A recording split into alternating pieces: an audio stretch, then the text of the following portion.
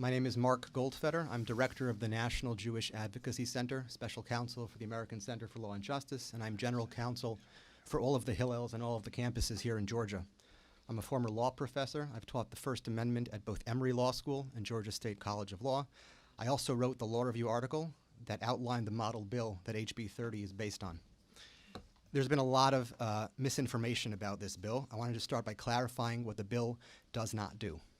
The bill does not criminalize anything. It does not criminalize hate speech about Jews or about Israel. It does not criminalize criticism of Jews or criticism of Israel. It does not limit or chill criticism of Israel or of Jews. It does not have anything to do with protected free speech. The IHRA definition makes clear that some speech is anti-Semitic, but the bill does not use the IHRA definition at all when it comes to speech.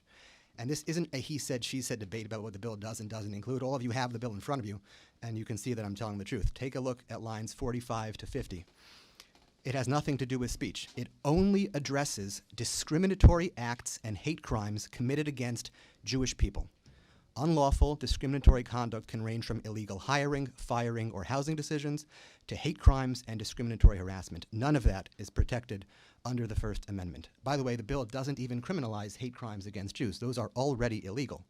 All the bill does is ensure that when you are analyzing the intent behind illegal discriminatory actions, when there is an allegation that the person chose their target because they are Jewish, that authorities should consider the world's most well-accepted definition of anti-Semitism. And there is no debate that this is the world's most well-accepted definition of anti-Semitism. Presidents of both parties, our federal government, over 1,100 entities, the UN Secretary General, everyone has agreed. Of course, you will find people on the fringes, even within the Jewish community, because we are not monolithic, who do not support the IHRA definition. But the vast majority of Jews across the entire world and across every spectrum do embrace it. And there are leaders of the Georgia Jewish community here today representing tens of thousands of your constituents who do support it. So the bill has nothing to do with speech, but again, in case you weren't absolutely sure, there is that savings clause in lines 51 to 54, which clarifies the bill cannot infringe on any First Amendment rights. So let me be just absolutely perfectly clear to head off any debate. A person can stand up and say anything they want about Jewish people or about the Jewish state. Online, in person, the bill does not in any way affect their ability to do so.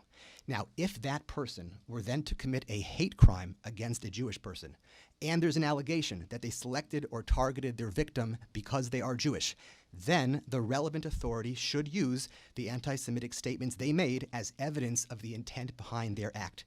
A unanimous Supreme Court, United States Supreme Court, in Wisconsin versus Mitchell, 1993, held that when it comes to evaluating discriminatory actions, and I quote, "The First Amendment does not prohibit the evidentiary use of speech to prove motive or intent." That is how all anti-discrimination laws always work. And the court also said that doing this does not chill free speech. So unless anyone is planning on committing discriminatory acts or hate crimes against Jewish people, this bill should not concern them. Now, if it's so narrow, why is the bill necessary?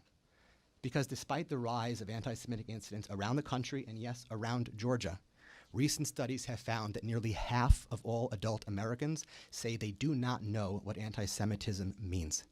All this bill does is plug that hole in anti-discrimination law. It does not create a new protected class. It is not about Jewish exceptionalism at all. It's about ensuring Jewish equality. What does it look like when there is no definition? Samantha Streltzer was a student president of her school here in Georgia. Some of her classmates decided that as a Jew, she was too closely affiliated with Israel, and they began to harass her till she no longer felt physically safe at school. The school in question wrung its hands for months, saying, they don't know, is this anti-Semitism, it's just political? Well, the IHRA definition answers that question, holding American Jews collectively responsible for actions of the Jewish state and then discriminating against them is anti-Semitic. It's not always about Israel. There have been dozens of swastikas and threats, and you'll hear more about that from others. Some of the students who have been affected are here. And the schools just shrugged their shoulders and said they just don't know. If you think it couldn't happen here, it does happen here. So please don't be confused. The bill is not about protecting Israel. It's about protecting Jews. Many times, Jews are targeted because of a real or perceived connection to Israel. You can say whatever you want about Jews or Israel. You just can't attack Jews because you hate them. So to sum up, You cannot fight something that you cannot clearly define. The IHRA definition is excellent, nearly universally accepted. The definition itself literally says that criticism of Israel, like any other country, is not anti-Semitism. But regardless, this bill in front of you has nothing to do with speech.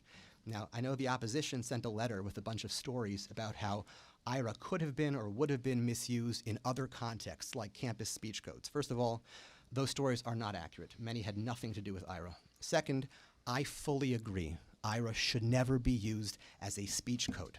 But none of those stories had anything to do with this bill or any of the bills like it. This bill is not a speech code. Versions of this bill have passed in several other states. There's not even a single allegation that this bill is ever used in any form to silence speech because it can't be as written. The bill in front of you, HB 30, is a constitutionally sound way to protect Jewish people who clearly need protection from illegal discrimination and harassment. It has nothing to do with protected speech, and I respectfully ask that you please vote in favor.